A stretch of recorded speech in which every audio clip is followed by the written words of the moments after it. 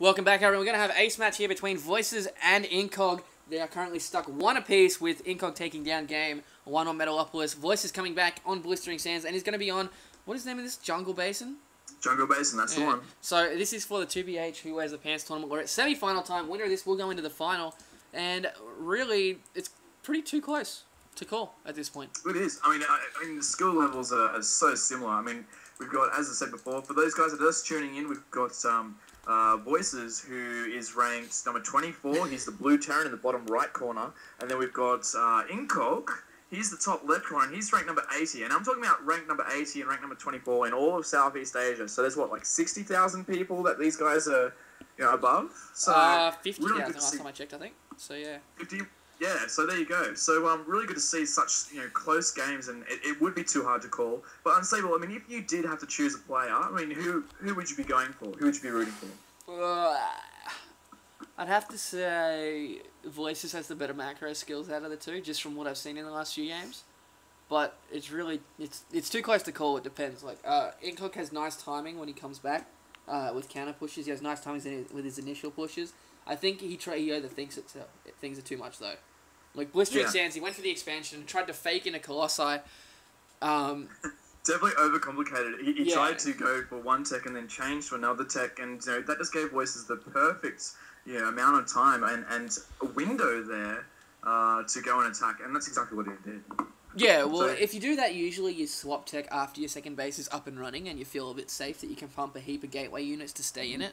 It was great timing by Voices, but I really think that timing window was given to him by Incog. If he'd had like 1 or 2 more Colossi, which he would have had if he didn't go for that tech switch, it would have been a completely different story, because as you saw, it was only really 3 or 4 Marauders at the end. It was, it was really close, but then, Incog tapped out. He called good game, and that was well played. So what do we got going on here? So it's obviously TVP on Jungle Basin. Have you seen much of this map? Because it's only one of the new addition maps to the 1 vs 1 in the Blizzard ladder. I'm not really familiar with all the beaches. I haven't seen it recently. No, like I've played on it before, just as like messing around to see what the maps are like. Zerg seemed to like it pretty well, just because they have that safe back natural, like with the rocks at the front there. Yeah, definitely. It's so easy to protect that natural, and then also there's a second natural expansion that you can break down rocks to get to as well, which is easily defended because it's raised and it has a small choke. Yeah. So I mean, it's probably going to be a macro-orientated game due to the fact that you've got an easily protected expansion, you've got another expansion that's easily protected, and it would be really easy to and a long rush distance as well. I mean, look at the size of that; it's like a football field. Yeah, it is definitely a long rush distance, but both these guys have shown that they know when to poke in pretty decently. Yeah. So regardless, it should be about the same. Speaking of poking, we do have Marine here who's using a probe as a bit of target practice. That was a bit of a misclick by Incog there. Really should have run to the 12 o'clock position to save that probe. I think he just wanted to get a little bit more intel there. So unfortunate for that, but still really standard play for both players. We do have that 2 Marauders, 2 Marines, and Reaper coming out for Voices again. I wonder if that probe thought he was a ninja, and then he kind of was like, oh, I've gone to a ninja class before, and I've got training in wushu, and then the Marine's like, hey, you're not a ninja. And then he died. Anyway, so we got the same opening from Voices again. There's 2 racks, tech lab, couple of Marauders. It's got a bunker at the front. What does that mean in Sable when you usually bunker at the front? Bunker at the front's probably just playing safe. Yeah?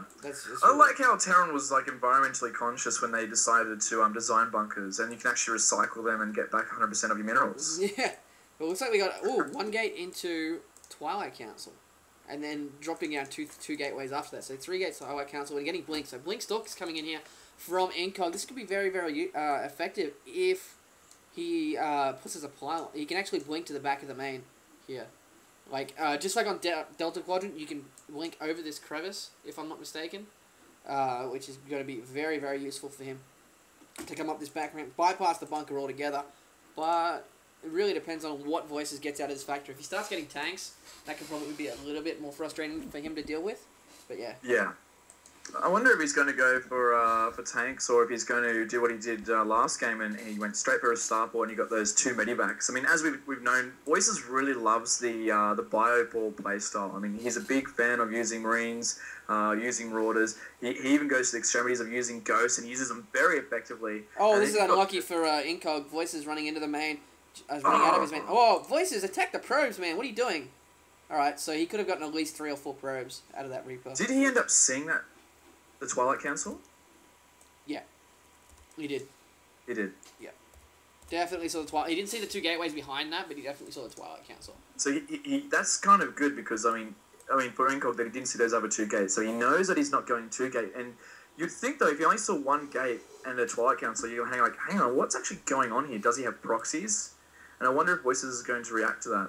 Yeah, Blink is done, though, and it looks like we got a couple of hits going off from that bunker. Those bunker marauders, because bunkers do extend that range by 1. And oh, look here! Can you blink across that ravine? you should be able to. Is that oh, Yeah, there yeah. you go. Now that's a good blink. I mean, he's bypassed the main defense, so he's attacking with all of his units. I'm not sure I agree with using that. There's a stem. There's the stem. He's going to drop a lot of these units very quickly and just stamp out any kind of aggression here. So nicely done by Voices. He probably should run out the front. Yeah. He's probably going to catch these Stalkers off guard too. Those Stalkers could go back and get in there now, using Blink, to get into the mineral line. However, he decides to hold back at the moment, waits for Blink to go again with the cooldown timer, and then runs back home like a wee little piggy. Incog a little bit oversaturated in his main here, just slightly, but he has thrown down his expansion, so he will be pretty ready to transfer quite a few probes to that. In the meantime, we do have Command Center going down for Voices as well, as we have a third Rax going, a third Rax, so we're going to be seeing pretty heavy M&M play. Oh, no, I don't believe this. As Incog was walking back the Stalkers just there, and it's just a thing of timing, like there's nothing he could have done about it, he wouldn't have known. But the factory was flying over. He could have taken out that factory really easily before it spotted that natural expansion. But unfortunately, he just missed out on seeing it by a couple of pixels. And he's actually going to let that factory get away, which is an interesting decision. I'm not sure why he's letting it get away, because if you do destroy a factory, it can stop future production of starports, and obviously if you want to get like a factory later on, he's going to have to make one from scratch. Yeah, so we do have Voices pushing out here. I think this is the perfect time for him to go out. Like we were saying, he's very good on his timings. There's Blink Stalkers, but Blink Stalkers just get destroyed versus M&M balls. But his Twilight Templar Archives is going to finish probably not in time for Storm though, so this is the perfect time for Voices to get in there and just get as much damage done as possible, because even one Storm can cut his army's effectiveness in half. So Storm hasn't even been researched yet, unfortunately. Oh no, I don't know this is why not that is. the thing. He's got enough gas on it. This is not the thing you want to be doing, Voices. Oh my god. Incog does have a Stalker over near these rocks, but Voices wasting valuable time. The Storm is about 90 seconds away. If he can't take down these rocks and snipe that expansion before that Storm finishes, it's going to be very, very hard for him to do so. The Medivacs at the front taking a couple of shots from the Stalkers. Incog bringing his units down the back. We do have enough energy for 2 force fields, so he's probably going to be able to hold that off. But really, if he stems without Storm, oh, this could be dangerous. Yeah, and we've got Storms being chrono boost at the moment, and it's still and got... there's the stem. Bam, there's the stem. Oh, Snipes the wow. Templar as Oh, the no, he's got Medivacs Templar. come in. See, this is what I'm saying. They just drop That was so Templar. quickly. Oh, Nice wow. feedback on the dropship there, but unfortunately, stemmed Marines Marauders just destroy everything. Okay. And There good we game. go. So nice timing by Voices for that. Fantastic timing. I mean, if Storm was researched, then it would have been a completely different story.